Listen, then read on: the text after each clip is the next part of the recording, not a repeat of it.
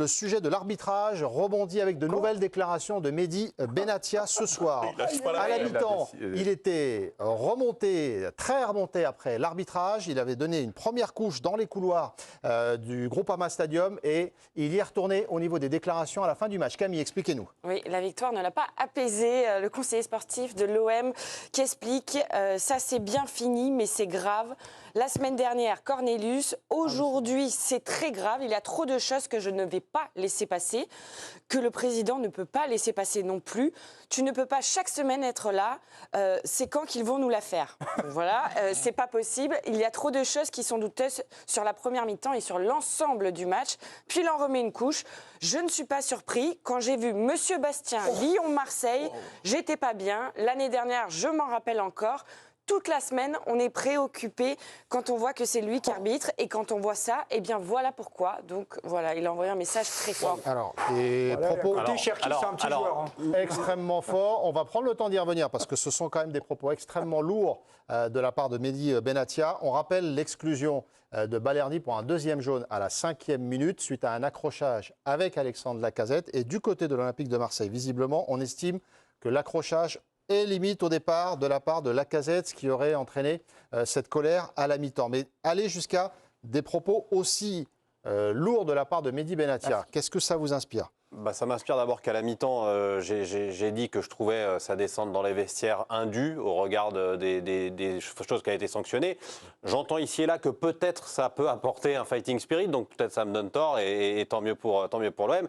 Mais ce qu'il dit là, attention. Attention, parce que là, ça va lui valoir une suspension. Donc si, effectivement, il a un effet sur le groupe, il ne pourra plus l'avoir pendant, à mon avis, quelques matchs. Parce que là, il devrait prendre cher. Moi, je crois qu'il y a la commission d'éthique qui va se pencher sur le... Oui, la commission d'éthique va se pencher dessus. Mais ce soir, justement, tu as gueulé à la mi-temps. OK, tu as gagné à la fin. Mets ton point dans ta poche. Ouais. Si un jour, tu veux le ressortir, si un jour, tu veux le parler, la tête froide, dans une interview à la Provence, à l'équipe, qui tu veux, très bien. Mais là... Est-ce qu'il va trop loin pour vous, nettement Non, mais moi, moi, ce qui me dérange dans ces déclarations, c'est de pointer M. Bastien. Il cible très clairement M. Bastien. Ça me gêne. Après, si je prends un peu de recul, même si on est à chaud, je me dis, en fait, c'est un peu good cop, bad cop. Longoria, il reste derrière. Lui, il monte au feu. Il ne s'adresse pas forcément qu'à nous. Alors, il va se faire sanctionner. Mais il a compris comment ça marchait. Il s'adresse également aux supporters marseillais. On sait qu'ils sont très sensibles sur ce genre de questions. Ils sont malins aussi. Non, mais... C'est une stratégie, en fait, tout simplement. Alors, évidemment, les propos, ils peuvent paraître en partie déplacés, mais lui, de façon Benatia, moi, je le lis comme ça. Il est clivant. Il sera clivant, ça sera toujours comme ça. Depuis qu'il est arrivé, il est clivant. On a vu que sur le mercato, apparemment, il a plutôt bien bossé. Maintenant, il endosse le rôle de celui qui va au feu pour les Marseillais. Après, évidemment, éthiquement, moralement, certains peuvent trouver ça inacceptable. Ça, c'est la déclaration d'après-match. Sa déclaration à la mi-temps, sa déclaration, non, sa colère, plutôt avec des propos qui ont été retranscrits, Camille. Oui, dans le tunnel, où il a attendu l'arbitre avec impatience. Monsieur l'arbitre, la seule chose, c'est que je ne suis pas surpris. Il y a faute de Lacazette au départ, 2 fautes de Balerdi, et tu lui mets carton rouge. Commencez à nous respecter. Il a répété plusieurs fois. La semaine dernière, Cornelius, là encore, ne prenez pas les gens pour des cons. Voilà le premier coup de gueule de Mehdi Benatia ce soir. Cornelius, pour remettre le contexte, la semaine dernière exclu pour un deuxième jaune face à c'était plus scandaleux Nice la semaine dernière. De temps. Enfin, scandaleux. C'était effectivement plus discutable la semaine dernière. Là, honnêtement, Balerdi, on en a parlé à la mi-temps. Déjà, sur le premier, il doit prendre un carton orange comme son maillot, pour commencer. Est-ce qu'il va trop loin, Mehdi Benatia, sur cette sortie contre l'arbitrage ? Oui, il va trop loin, clairement. Tu peux être en colère et faire preuve de classe. Je veux dire, c'est quelqu'un quand même qui a un statut, c'est quelqu'un qui est toujours avec une certaine élégance aussi en termes d'habillement, d'image, de paraître. Et je trouve que Marseille est un club classe. Marseille, c'est quand même un standing. Je trouve que là... On est dans une colère mal maîtrisée, Ludo ? Oui, on est dans une colère mal maîtrisée.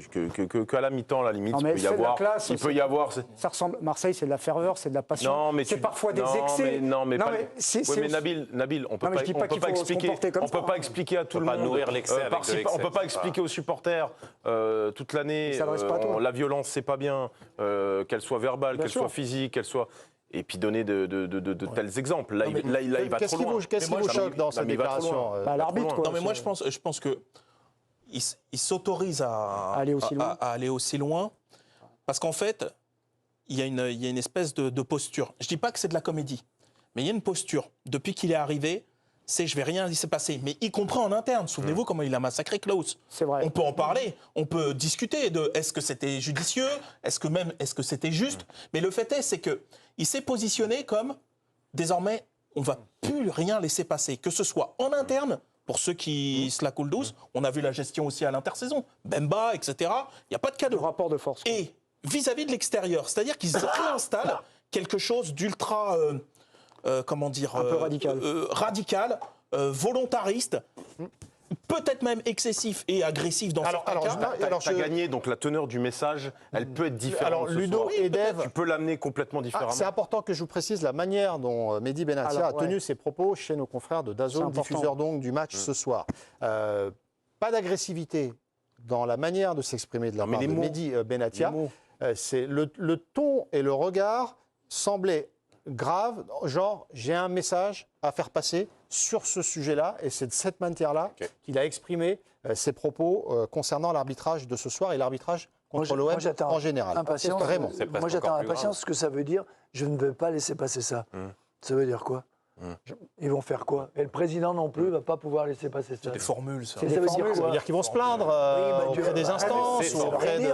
Ça s'appelle instaurer une sorte de rapport de force. Mais c'est de la dissuasion, en fait. Enfin, c'est plus dans... Non, je veux dire, ils oublient un truc, et là, Benassi, il oublie un truc, c'est que les arbitres sont solidaires quand même dans ces moments-là. Je pense aussi, oui. Et quand on attaque un comme ça, injustement, parce que en le citant réellement, c'est ce qu'il fallait tu te mets toute la corporation, c'est-à-dire ils parlent entre eux. Ils disent, attends, ils ont tous vu le match. Et ils savent si la décision, elle est juste ou pas juste. Quand il dit on les prend pour des cons, ça veut dire quoi? C'est-à-dire que, quelque part, on les arbitre pas comme on devrait arbitrer les autres. On est malhonnête. Et ça, il ne peut pas le dire. En fait, Camille a une précision et Timothée vous dans le... Non, juste pour vous rappeler que ça ressemble, la sortie de Mehdi Benatia, à celle qu'avait eu Jean-Pierre River l'année dernière. Je ne sais pas si vous vous rappelez, à l'issue de la rencontre justement contre Lyon, le président de l'OGC Nice s'était plaint de l'arbitrage de M. Turpin, l'avait pointé du doigt, avait spécifié aussi, quand j'ai vu que c'était M. Turpin, j'étais très inquiet. C'est un petit peu la même déclaration que nous fait Mehdi Benatia. Mais justement, il avait pris 2 matchs fermes et il avait été suspendu de toute fonction officielle, donc interdit de banc, interdit de vestiaire, etc. Voilà ce qui avait été donné comme sanction à Jean-Pierre River. Moi, ce que vous dites sur le fait qu'il l'ait dit très calmement, je trouve ça presque plus grave. C'est-à-dire qu'à la rigueur, t'es dans l'énervement, t'es à chaud, t'es dans l'excitation, t'as gagné, t'as renversé une montagne, super, très bien. Et donc, tu arrives et tu maîtrises mal ta communication. S'il arrive très posément, ça veut dire qu'il a prévu de dire ça. Il n'y avait pas d'agressivité dans... Oui, mais donc ça veut dire qu'il a prévu sa communication. Il arrive très calmement. Il a eu 45 minutes pour la préparer. Il pointe du doigt nommément l'arbitre et il utilise des phrases fortes. Donc c'est que c'est prévu, mais c'est pire, non? Enfin, je sais pas, moi je trouve que c'est encore plus grave. Moi, je pense qu'il le fait à dessein. Moi, je suis d'accord avec Raymond sur le fait que le risque qu'il prend, voilà, le risque qu'il prend, c'est qu'effectivement, il y a une espèce de solidarité entre arbitres, etc. Et que, effectivement, de voir un des collègues comme ça, ils se disent, attendez, c'est nous qui n'allons pas laisser passer la prochaine fois. Ça n'avait pas bien réussi à Leonardo. Oui, mais Leonardo, lui, il y était allé physiquement. Voilà, mais moi, je me demande si Mehdi Benatia, je ne sais pas si, il le dit calmement et c'est quelqu'un qui a de l'expérience. Donc, à mon avis, il a une stratégie derrière. Et j'imagine, moi, que cette stratégie, c'est de se dire, là, en donnant un nom comme ça, il le jette en pâture en quelque sorte. C'est pas bien, moi je suis pas pour ça. C'est compliqué aujourd'hui avec les réseaux sociaux, etc. C'est compliqué aujourd'hui. Il arbitrera plus Marseille. Et ben voilà. Ça, c'est sûr. Et je pense qu'il envoie le message avis au suivant. Parce que je peux aussi balancer vos noms si la prochaine fois qu'il y en a un qui se comporte mal. Mais oui, mais non, mais c'est le message sous-jacent en fait. Et donc là, ça ciblait. C'est quoi? C'était vraiment sa communication, son idée, c'est de créer la peur chez les suivants. Peut-être. Non, mais le truc, c'est qu'il faut pas. Attendez, on ne peut pas cautionner ça. Moi, je ne veux pas cautionner. Là, on est dans le décryptage. On n'est pas en train d'applaudir. Est-ce qu'on est dans le processus classique dans le monde du football de mettre la pression en disant attention, on ne peut plus accepter des décisions défavorables. Oui, mais ça ressemble à une Ligue 1 d'une autre époque, où il y a eu des tensions particulières entre le PSG, Marseille, Lyon, Marseille dans les années 2000. Moi, ça m'a renvoyé à ça, mais je pense comme je suis d'accord avec Dave, il sait parfaitement ce qu'il fait. Alors moi, ce que j'aurais pas fait à sa place, c'est de nommer dire, t'as le droit de te plaindre de l'arbitrage, t'as le droit de pas être content, t'as le droit de dire que le Cornelius c'était n'importe quoi, tu as le droit de le dire, beaucoup le pensent. Mais ce soir, en fait, même apparemment, on m'a envoyé un message, je ne sais pas, peut-être De Zerbi dit ce soir que Balerdi s'est manqué. Ouais. Donc, c'est-à-dire que là, il y a une contradiction. De Zerbi dit que ça gâche la soirée de l'OM. Non.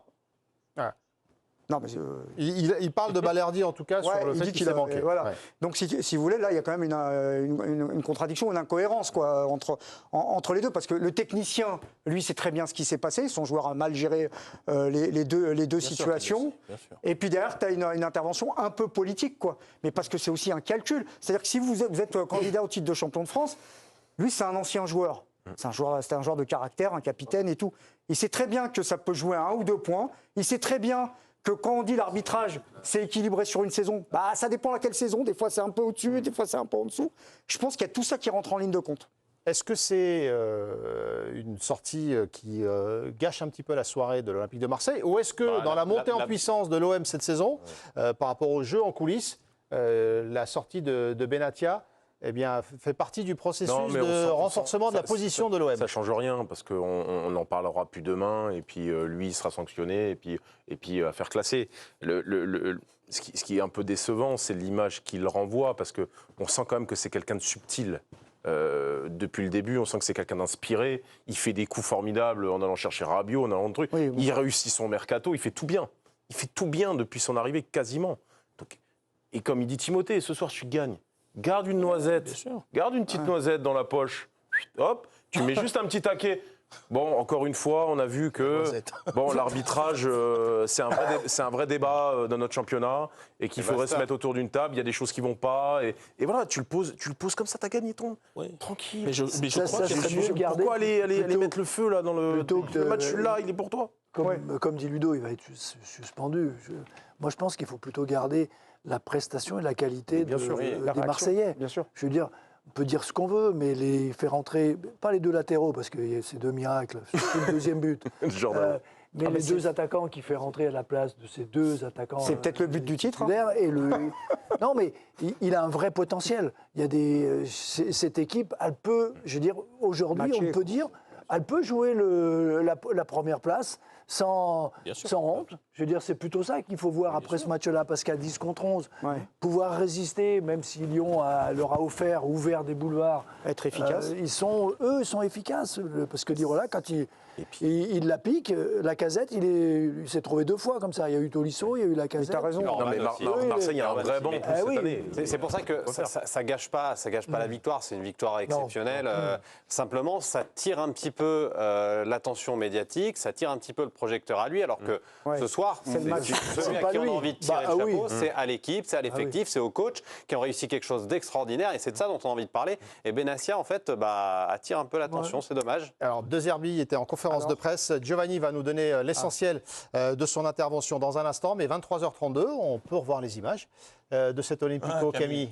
Oui, on va voir tout ce qui s'est passé. Lyon qui avait d'abord ouvert le score avec Tchaleta Tsar et puis ensuite Marseille qui égalise à la 68e minute. Passe en profondeur de Luis Enrique, Paul Lirola, entrée, conclut d'un petit piqué, un partout. 82e minute, Marseille passe devant avec un magnifique but d'Ulysse Garcia, bien servi par Lirola. Coaching gagnant de De Zerbi, 2-1. Cherki qui égalise dans le temps additionnel 2 partout, mais ça ne s'arrête pas là, puisque Jonathan Rowe offre la victoire aux Marseillais avec une magnifique frappe enroulée du droit. Score final 3-2. On rappelle Marseille 13 points comme le PSG et comme Monaco ce soir. Lyon 14e avec 4 petits points. Et sachez que c'est la première fois de son histoire que Marseille marque 3 buts avec 3 de ses remplaçants. Et on peut un petit bip-bip pour De Zerbi, c'est un génie. Voilà, pour la première fois, 3 buts avec les 3 remplaçants. Il y a un remplaçant avec une photo que oui, c'est Neil Maupay, justement, qui savoure dans le vestiaire. Et alors, petite ironie, voilà, il boit l'eau de l'Olympique Lyonnais. Il la savoure, évidemment. Spécialiste de l'exercice, Neil Maupay.